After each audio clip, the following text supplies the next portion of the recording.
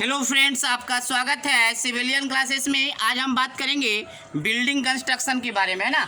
तो प्यारे बच्चों, बिल्डिंग कंस्ट्रक्शन में हम लोग यूनिट नंबर 3 पढ़ रहे थे, है ना, कंस्ट्रक्शन ऑफ सुपर स्ट्रक्चर। तो प्यारे बच्चों, हम बात करेंगे स्कैप फोल्डिंग एंड शोरिंग के बारे में। आज हम क्या बात करेंगे? स्कैप फोल्डिंग एंड शोरिंग के बारे में कि स्कैप फोल्डिंग क्या है, उसका पर्पस क्या है, कितने टाइप्स के स्कैप फोल्डिंग होते हैं, उन सारे बातों पे हम लोग चर्चा करेंगे। शोरिंग क्या है उसके बारे में भी हम लोग चर्चा करेंगे, है ना। तो प्यारे बच्चों, सबसे पहले आज हम लोग देखेंगे स्कैप फोल्डिंग। क्या देखेंगे? स्कैप फोल्डिंग। देखिए प्यारे बच्चों, स्कैप फोल्डिंग बहुत ही आसान टर्म है, इसको समझना बहुत ही आसान है। देखिए, मान लीजिए प्यारे बच्चों,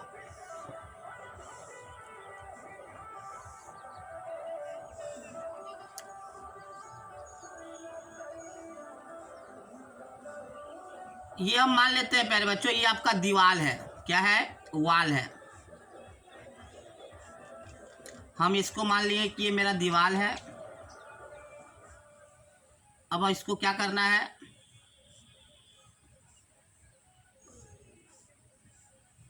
ये मान लीजिए प्यारे बच्चों, ये आपका वॉल है, ठीक है ना, वॉल है।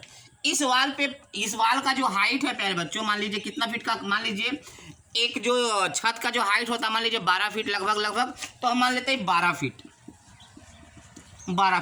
अब देखिए प्यारे बच्चों, मान लीजिए कि लगभग 6 फीट तक ये प्लास्टर, इसमें प्लास्टर करना है। क्या करना है? प्लास्टर करना है। देखिए, आदमी का हाइट कितना होगा? 6 फीट तक।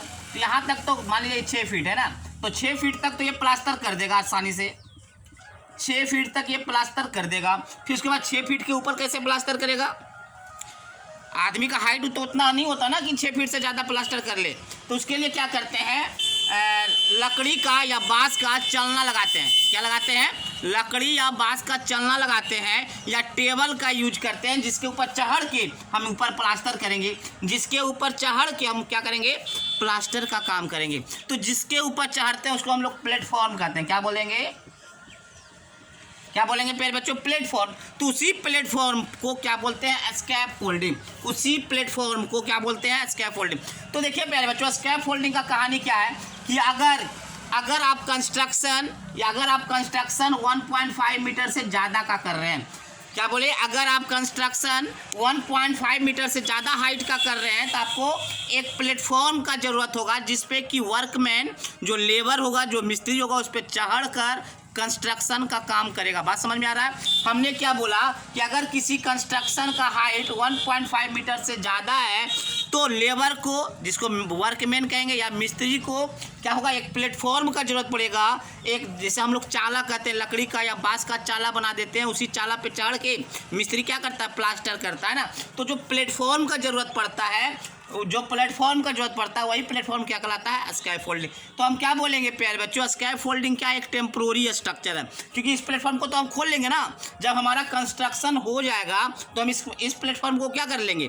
खोल लेंगे। तो स्कैप फोल्डिंग क्या? एक टेम्प्रोरी स्ट्रक्चर है। चलिए, अगर हम इसके पर्पस के बारे में बात करें कि इसका पर्पस क्या है, तो देखिए प्यारे बच्चों, पर्पस क्या है? पहला तो भाई वर्कमैन, जो लेबर होगा, उसको सेफली क्या करना? स्टैंड कर लेना, खड़ा रहना, सबसे पहला।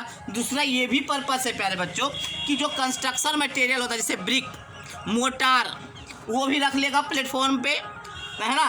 जो उस जो मटेरियल होगा, जैसे ब्रिक्स है, मोटार, उसको भी रख लेता है प्लेटफॉर्म को, जो चाला बनाता है। जो टूल्स होते हैं, जो कंस्ट्रक्शन टूल्स है, जैसे ट्रॉवेल, करनी, है ना, तो वो भी रख लेता है। दूसरा है, मान लीजिए कुछ रिपेयर वर्क करना है प्यारे बच्चों। मान लीजिए यहाँ पे हमारा टूट गया है दीवार, जो कि 1.5 मीटर से ऊपर का हाइट पे टूट गया, रिपेयर करना है। तो रिपेयर करने के लिए भी प्लेटफॉर्म का जरूरत पड़ेगा। अरे प्लेटफॉर्म का, क्योंकि भाई हाइट जो है 1.5 मीटर से ज़्यादा है, तो 1.5 मीटर से अगर ज़्यादा है, तो एक आदमी, नॉर्मल हाइट का आदमी तो चढ़ नहीं पाएगा, रिपेयर कर नहीं पाएगा। तो एक क्या करना होगा? एक प्लेटफॉर्म का जरूरत पड़ेगा। या मान लीजिए यहाँ तोड़ना है, मान लीजिए इस दीवार को ही तोड़ना है, मान लीजिए इस ईंटा को निकालना है, तो उसको क्या कहते हैं? निकालना या तोड़ना को कहते हैं डिमोलिशन। तो किसी बिल्डिंग के स्ट्रक्चर को डिमोलिशन भी करना होगा, तो आपको प्लेटफॉर्म का जरूरत पड़ेगा। वही प्लेटफॉर्म आपका क्या कहलाएगा? स्कैप फोल्डिंग कहलाएगा। बात समझ में आ गया? पर्पस भी आपको समझ में आ गया होगा, स्कैप फोल्डिंग भी समझ में आ गया होगा। तो देखिए क्या लिखा हुआ है प्यारे बच्चों, when the height of construction is more than 1.5 meter. अगर किसी कंस्ट्रक्शन का हाइट 1.5 मीटर से ज़्यादा है, तो workman are need some platform on which he can stand safely. Workman कहने का मतलब क्या है यहाँ पे, लेबर या मिस्त्री। क्या है, लेबर या मिस्त्री को एक प्लेटफॉर्म की जरूरत पड़ेगा, नीड पड़ेगा, जिस पे वो खड़ा हो सके सेफली, जिस पे वो खड़ा हो सके safely. This platform is called scaffolding. This platform क्या कहलाएगा, वही प्लेटफॉर्म जिस पे खड़ा होता है सेफली, जिससे कि 1.5 मीटर के हाइट से ज़्यादा में क्या कर सकता है, कंस्ट्रक्शन कर सकता है। उसी प्लेटफॉर्म को क्या बोलते हैं, स्कैफोल्डिंग। आप लिख सकते हैं it is a temporary structure. It is a temporary structure. क्या है प्यारे बच्चों, एक टेम्पोररी स्ट्रक्चर, परमानेंट तो है नहीं, क्योंकि इस पे चढ़ के खाली काम करेंगे, काम मेरा खत्म हुआ, उस प्लेटफॉर्म से उतर के उस प्लेटफॉर्म को खोल भी लेंगे ना, तो वो क्या कहलाएगा, टेम्पोररी स्ट्रक्चर। कभी कभी आप देखते होंगे प्यारे बच्चों, जो घर है, घर का जो बाहर फेसिंग जो है उसको क्या करना है, पेंटिंग करना है। तो पेंटिंग करने के लिए क्या करेंगे, आपका छत का तो हाइट कम से कम मान लीजिए 2 तल्ला है तो 30 फीट हो गया, 3 तल्ला है तो 45 फीट हो गया, तो उतने हाइट तक का कैसे पेंटिंग करेगा, तो बांस का लगाता है प्लेटफॉर्म, बांस को बना के क्या करता है, उस पर चढ़ता है, फिर पेंटिंग करता है। तो जो बांस का टेम्पोररी स्ट्रक्चर बनाता है पेंटिंग करने के लिए, वो भी आपका स्कैफोल्डिंग के अंदर ही आएगा। बात समझ में आ गया। चलिए स्कैफोल्डिंग तो आपको समझ में आ गया। चलिए अब देखते हैं पर्पस ऑफ स्कैफोल्डिंग। स्कैफोल्डिंग का क्या पर्पस है ना, तो देखिए प्यारे बच्चों, प्रोवाइड से प्लेटफॉर्म, एक प्लेटफॉर्म को प्रोवाइड करना ताकि stand safely and carry on the construction, ताकि वर्कमैन स्टैंड सेफली कर सके, आराम से आसानी से स्टैंड कर सके, खड़ा हो सके और कंस्ट्रक्शन के काम को कैरी कर सके, काम को कर सके, है ना। Next, provide platform to keep necessary material of construction. एक ऐसा प्लेटफॉर्म भी प्रोवाइड करता है जिससे आप कंस्ट्रक्शन के मटेरियल को रख सकते हैं। मान लीजिए कंस्ट्रक्शन के मटेरियल को रख सकते हैं या कंस्ट्रक्शन के टूल्स को रख सकते हैं, जैसे bricks, mortar, brick, mortar, trowel तो समझ रहे हैं ना, करनी, प्लम बॉब, जिससे कि क्या करेगा, लेवल करेगा। दीवार मेरा क्या है, प्लम से क्या करते हैं, लेवल किया जाता है। तो प्लम, ETC, इन सारे मटेरियल को, इन सारे टूल्स को आप इस प्लेटफॉर्म पे रख सकते हैं। बात समझ में आ गया होगा प्यारे बच्चों। चलिए अब लास्ट देखते हैं, scaffolding is also needed for the repair work. Repair करने के लिए मान लीजिए ऊपर क्या हो गया, टूट फूट गया, उसको रिपेयर करना है तो उस पर भी एक प्लेटफॉर्म का जरूरत पड़ेगा। उस प्लेटफॉर्म पे चढ़ के ही क्या करेंगे, रिपेयरिंग वर्क करेंगे। तो वो भी क्या कहलाएगा, प्लेटफॉर्म आपका स्कैफोल्डिंग कहलाएगा। Even demolition of the building, अगर किसी बिल्डिंग के पार्ट को तोड़ना है, डिमोलिशन मतलब तोड़ना है तो भी आपका प्लेटफॉर्म का जरूरत पड़ेगा। मेन चीज़ क्या है प्यारे बच्चों, कोई भी काम अगर 1.5 मीटर से ज़्यादा है, अगर कोई भी काम का जो हाइट है 1.5 मीटर से ज़्यादा का है, तो एक प्लेटफॉर्म का जरूरत पड़ेगा, वही प्लेटफॉर्म आपका स्कैफोल्डिंग कहलाएगा। ठीक है प्यारे बच्चों, अब हम लोग बात करेंगे टाइप्स ऑफ स्कैफोल्डिंग का। तो अभी इसको आप नोट डाउन कर लीजिए।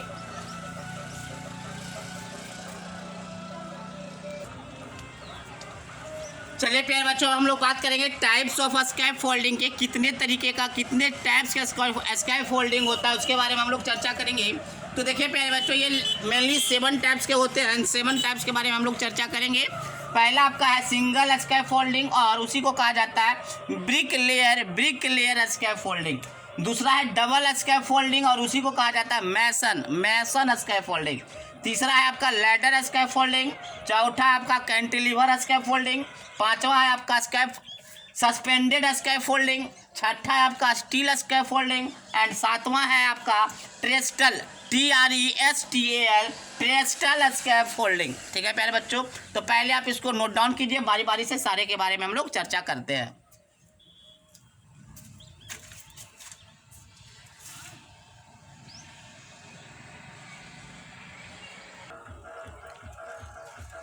प्यारे बच्चों, हम बात करेंगे सिंगल स्कैफोल्डिंग के बारे में। सिंगल स्कैफोल्डिंग क्या है प्यारे बच्चों, स्कैफोल्डिंग में सबसे सस्ता जो होता है, सबसे चीप जो होता है आपका होता है सिंगल स्कैफोल्डिंग। और सिंगल स्कैफोल्डिंग जो होता है प्यारे बच्चों, ब्रिक वर्क में यूज किया जाता है। मान लीजिए आप दीवार बना रहे हैं, दीवार का हाइट 1.5 मीटर से ज़्यादा है, तो जो स्कैफोल्डिंग का आप यूज करते हैं उसको जनरली कौन सा स्कैफोल्डिंग होता है, सिंगल स्कैफोल्डिंग। तो सिंगल स्कैफोल्डिंग के बारे में जानिए, सबसे सस्ता है और ब्रिक वर्क में इसका यूज किया जाता है। दूसरा कैसा बना हुआ होता है, तो उसके बारे में हम लोग देखेंगे। मान लीजिए प्यारे बच्चों, इस दीवार को ही, ये जो बोर्ड है, जो बोर्ड दिख रहा है उसको आप दीवार मान लीजिए, ठीक है ना। इसी दीवार को कंस्ट्रक्ट करना है या प्लास्टर करना है, तो देखिए इसके आगे, इस दीवार के आगे हम क्या करेंगे, कंस्ट्रक्शन करेंगे स्कैफोल्डिंग का। तो सबसे पहले जानिएगा कि दीवार से कितना मीटर, 1.2 मीटर दूरी होना चाहिए दीवार से। जिस दीवार का हमको कंस्ट्रक्शन करना है उस दीवार से 1.2 मीटर थोड़ा सा दूर होना चाहिए। बात समझ में आया? स्कैफोल्डिंग कितना दूर होना चाहिए, 1.2 मीटर फ्रॉम द वॉल, है ना। चलिए दूसरा, ये जो वर्टिकल मेंबर जो दिखा, मान लीजिए बांस है, क्या है, बांस, लकड़ी का बांस है, ठीक है ना। वर्टिकल मेंबर को टेक्निकल लैंग्वेज में कहा जाता है स्टैंडर्ड्स। क्या कहा जाता है, स्टैंडर्ड्स। तो दो स्टैंडर्ड्स के बीच में, दो वर्टिकल मेंबर के बीच में ये जो आप देख रहे हैं डिस्टेंस, ये जो डिस्टेंस होगा 1.5 मीटर टू 1.5 मीटर से 2 मीटर के बीच में, दो वर्टिकल के बीच का डिस्टेंस होता है, दो स्टैंडर्ड का डिफरेंस होता है। पहले बच्चों इसमें सबसे बड़ा चीज़ है कि इसमें सिंगल रो है। देखिए रो किसको कहते हैं प्यारे बच्चों, आपको पता होगा। जैसे देखिए हम इसको बना रहे हैं, अगर इसमें बात किया जाए तो रो के बारे में, तो 1 रो, 2 रो, 3 रो, 4 रो है प्यारे बच्चों, 1 2 3 4 रो है। अगर हम क्या कहते हैं कॉलम के बारे में बात करते हैं, 1 कॉलम, 2 कॉलम और 3 कॉलम। ये तो आपको दिख रहा ना, वर्टिकल मेंबर को कॉलम कहा जाता है, हॉरिजॉन्टल मेंबर को रो कहा जाता है। तो सिंगल स्कैफोल्डिंग का जो खासियत है उसमें सिंगल रो होता है। क्या होता है, एक ही रो होता है प्यारे बच्चों। देखिए अगर हमको कॉलम के बारे में बात करते हैं, देखिए 1 कॉलम 2 कॉलम है, बट रो के बारे में बात करें तो एक ही रो है प्यारे बच्चों। कोई दूसरा में हॉरिजॉन्टल मेंबर दिख रहा है क्या, कोई दूसरा हॉरिजॉन्टल मेंबर दिख रहा है क्या? जैसे इसमें हॉरिजॉन्टल मेंबर दिख रहा है 1 2 3 4, इसमें कोई है क्या? तो इसमें सिंगल रो होता है। क्या होता है, सिंगल रो होता है, जिसमें क्या किया जाता है, जितने भी वर्टिकल मेंबर होता है जिसको स्टैंडर्ड कहते हैं, आपस में जो कनेक्ट किया जाता है ब्रेसेस की मदद से। किसकी मदद से? ये जो देख रहे हैं ना, ये इसको कहा जाता है ब्रेस। क्या कहा जाता है? तो ब्रेस के मदद से इसको क्या किया जाता है, आपस में ज्वाइंट कर दिया जाता है। तो देखिए प्यारे बच्चों क्या लिखा हुआ है, this consist of single row of standard. Single scaffolding क्या होता है, सिंगल रो ऑफ स्टैंडर्ड से मदद से बनाया जाता है, which are driven into the ground. तीनों बास को, मान लीजिए जो वर्टिकल मेंबर उसको क्या ग्राउंड में क्या कर दिया जाता है, फिक्स कर दिया जाता है, जिसके बीच का जो दूरी होता है 1.5 से 2 मीटर। दोनों के बीच का दूरी क्या होता है, 1.5 से 2 मीटर होता है। And about 1.2 meter away from the wall. Wall से कितना दूर होता है प्यारे बच्चों, 1.2 मीटर होता है, ठीक है ना।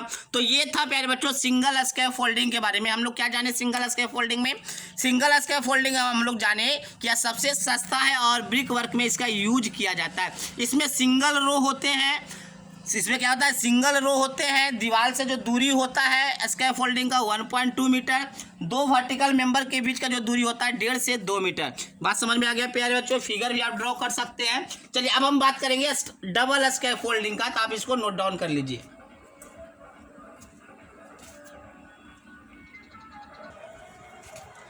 चलिए प्यारे बच्चों बात करेंगे डबल स्कैफोल्डिंग का। तो डबल स्कैफोल्डिंग जो होता है सिमिलर होता है सिंगल स्कैफोल्डिंग का, बट इसमें 2 रो होते हैं। इसमें क्या होते हैं, 2 रो होते हैं। देखिए समझने के लिए एक छोटा सा फिगर है, एक्चुअल फिगर नहीं, बस समझाने के लिए एक रफ फिगर बनाया गया है। मान लीजिए प्यारे बच्चों ये स्टोन वर्क है, ये स्टोन का दीवार है, ये आपका क्या है, स्टोन वॉल है।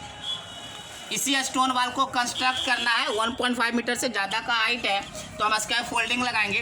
तो देखिए प्यारे बच्चों 2 तरह का स्कैफोल्डिंग, देखिए एक आपको ये दिख रहा है ना, और उसके जस्ट पीछे आपको ये वाला भी दिख रहा होगा, है ना।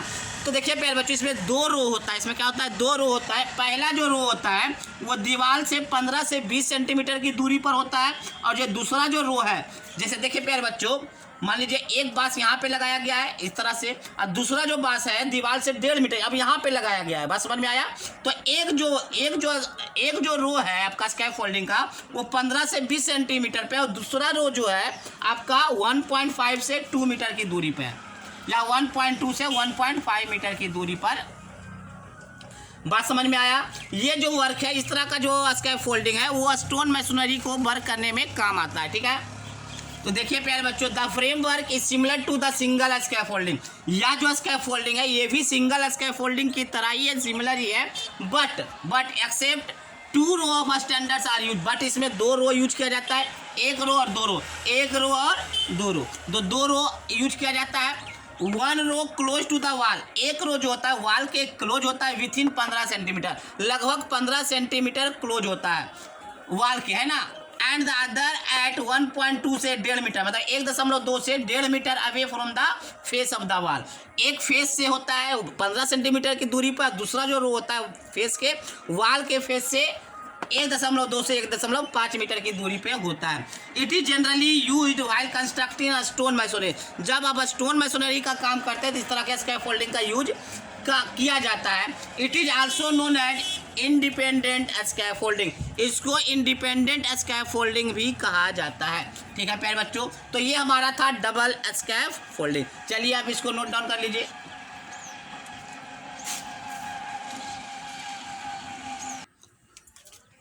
देखिए प्यारे बच्चों, हम बात करेंगे लैडर स्कैफोल्डिंग के बारे में। तो लैडर स्कैफोल्डिंग जो है डबल स्कैफोल्डिंग का ही मॉडिफिकेशन है। इसमें भी मतलब 2 रो होते हैं, बट ये क्या होता है, फोल्डिंग होने वाला है ना। जैसे ये आपका स्कैफोल्डिंग पहले का बांस वाला था, है ना, बांस वाला था तो उसको फोल्ड नहीं कर सकते हैं। ये जो आपका लैडर स्कैफोल्डिंग है वो आपका स्टील या एल्युमिनियम का बना हुआ होता है और उसको आसानी से क्या कर सकते हैं, फोल्ड करके रख सकते हैं। और फोल्ड जब आपको जरूरत पड़ेगा तो उसको खोल लीजिएगा ऐसे आप।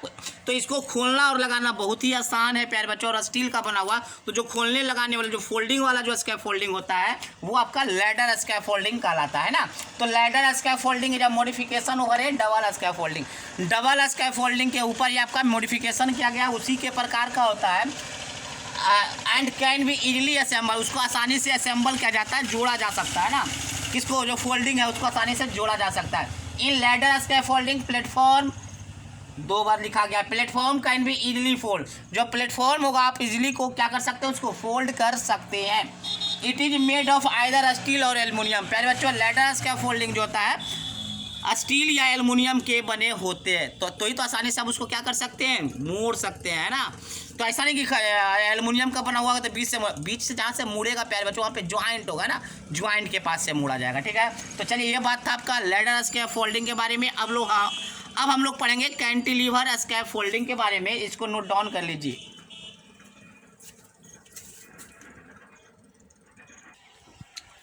चलिए प्यारे बच्चों, अब बात करेंगे कैंटिलीवर स्कैफोल्डिंग के बारे में, है ना।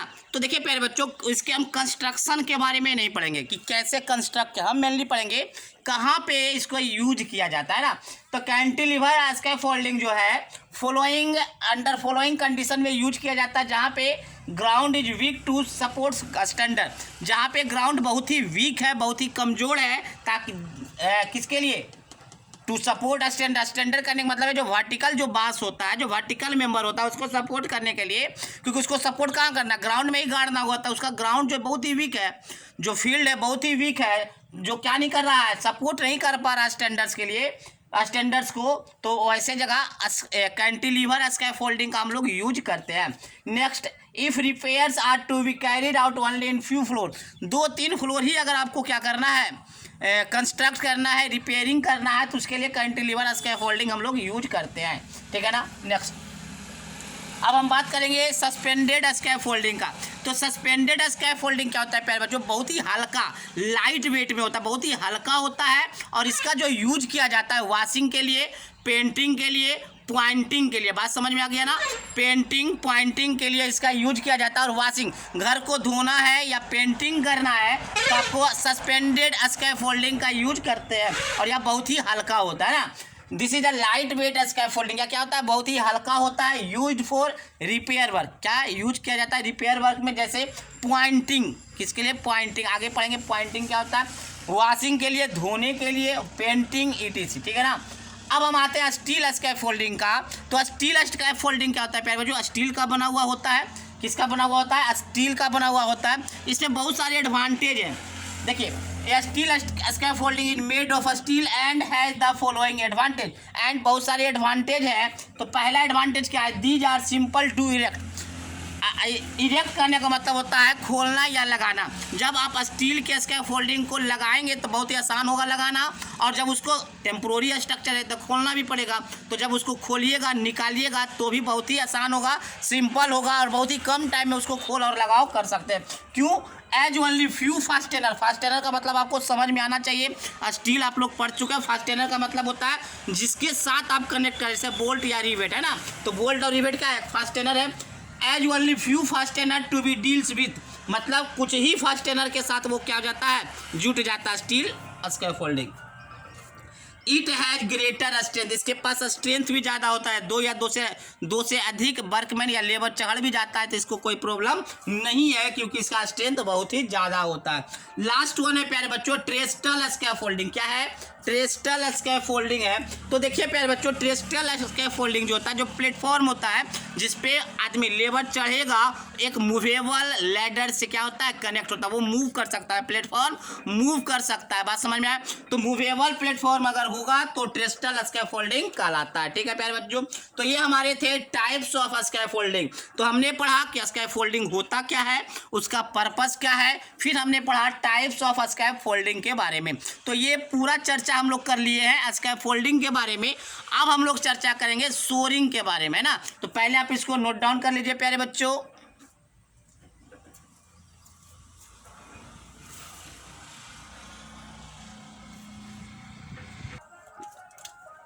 चलिए प्यारे बच्चों, हम लोग बात करेंगे सोरिंग के बारे में। देखिए सोरिंग क्या है। मान लीजिए ये हमारा स्ट्रक्चर है प्यारे बच्चों, किसी कारण बस ये अनसेफ हो गया। किसी अनसेफ करने मतलब है गिरने, मतलब अब लगता है कि ये गिर जाएगा, है ना, अनसेफ हो गया किसी भी कारण बस, तो अनसेफ हो जाएगा प्यारे बच्चों। तो हम क्या लगाएंगे कि ताकि ये स्ट्रक्चर ना गिरे, कुछ सहारा लगाने के लिए कुछ स्ट्रक्चर बना देंगे। बात समझ में आया? ताकि ये स्ट्रक्चर उधर ना कलटे ना गिर जाए, है ना, क्योंकि अनसेफ है पैर, कभी भी ये गिर सकता है। तो ये ना गिरे, इसको सेव करना है तो इसको क्या करना होगा, एक टेम्पोररी एक स्ट्रक्चर बनाएंगे ताकि इस अनसेफ स्ट्रक्चर को क्या कर सकता है, सपोर्ट कर सकता है। क्या कर सकता है? सपोर्ट कर सकता है। तो यही जो टेम्पोररी स्ट्रक्चर है जो सपोर्ट कर रहा है अनसेफ स्ट्रक्चर को, वो सोरिंग कहलाता है। क्या कहलाता है? सोरिंग कहलाता है। अब देखिए प्यारे बच्चों, जिस कारण से ये अनसेफ है उसको क्या करना होगा, ठीक करना होगा। जिस कारण से ये स्ट्रक्चर अनसेफ हो रहा था, मान लीजिए लेस मेंटेनेंस के कारण हो रहा था, तो उसको मेंटेनेंस अच्छे से कीजिए, फिर उसको सही कीजिए और फिर इसको हटा लीजिएगा, फिर इस स्ट्रक्चर को हटा लीजिएगा, फिर इसको सपोर्ट देने की कोई ज़रूरत नहीं है, क्योंकि अनसेफ था उस समय इसलिए सपोर्ट दिए थे। अब इसको क्या कहते हैं, मरम्मत कर दिए हैं तो सेफ हो गया है, तो अब इस स्ट्रक्चर को हटा लीजिएगा। दैट मीन्स ये स्ट्रक्चर भी एक तरह का क्या है, टेम्पोररी स्ट्रक्चर है। क्या है? टेम्पोररी स्ट्रक्चर है ना। तो देखिए प्यारे बच्चों, shoring is a temporary structure. Shoring क्या एक टेम्पोररी स्ट्रक्चर है to support temporary and unsafe structure. क्या बोले प्यारे बच्चों, सोरिंग जो है एक टेम्पोररी स्ट्रक्चर है जो सपोर्ट करेगा, किसको सपोर्ट करेगा, टेम्पोररी स्ट्रक्चर को भी सपोर्ट कर सकता है। टेम्पोररी स्ट्रक्चर करने का मतलब क्या है, स्कैफोल्डिंग। स्कैफोल्डिंग को भी सहारा देता है इस तरह का, तो सोरिंग कहलाता है। या अनसेफ स्ट्रक्चर को जो सपोर्ट करता है वो भी क्या कहलाता है, सोरिंग कहलाता है। तो देखिए, shoring is provided to structure under following condition. देखिए क्या बोला प्यारे बच्चों, स्ट्रक्चर को सोरिंग प्रोवाइड किया जाता है अंडर द फॉलोइंग सर्कमस्टांसेस का मतलब होता है कंडीशन। फॉलोइंग कंडीशन में स्ट्रक्चर को आप प्रोवाइड कीजिएगा सोरिंग। क्या है भाई, तो structure is unsafe due to differential settlement. अगर आपका स्ट्रक्चर अनसेफ हो गया, क्यों किस लिए, due to differential settlement. Differential settlement कहने का मतलब क्या है, आपका धस रहा है, क्या हो रहा है, नीचे धस रहा है, तो वो आपका क्या कहलाएगा, सेटलमेंट कहलाएगा। वही सेटलमेंट के कारण अगर आपका स्ट्रक्चर अनसेफ हो गया है तो आपको सोरिंग देने का जरूरत होगा। नेक्स्ट, मान लीजिए आपका स्ट्रक्चर अनसेफ हो गया ड्यू टू बैड वर्कमैन से। जो मिस्त्री काम करने के लिए आया था, जो इंजीनियर काम करने के लिए आया था, वो इंजीनियर सही से काम नहीं करेगा तो स्ट्रक्चर तो 2 साल 4 साल में ढहेगा ही, बर्बाद होगा ही।